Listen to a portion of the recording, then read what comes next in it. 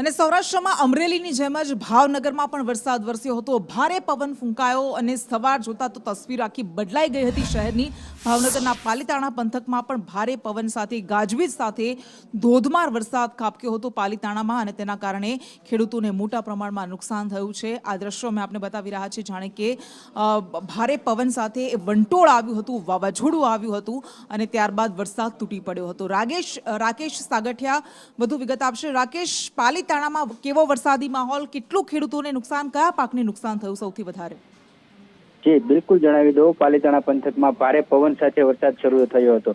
કમોસમી વરસાદને હવામાનની આગાહી લઈને વાતાવરણમાં પલટો આવ્યો હતો અને ભારે પવન સાથે વરસાદ શરૂ થયો હતો। ત્યારે વડિયા, ગેટી, દુધાળા, સોનપરી સહિત ગામોમાં ભારે વરસાદ શરૂ થયો હતો, જેમાં પાકની વાત કરીએ તો બાગાયતી ખેતી કરતા ખેડૂતોમાં ચિંતાનો માહોલ જોવા મળી રહ્યો છે।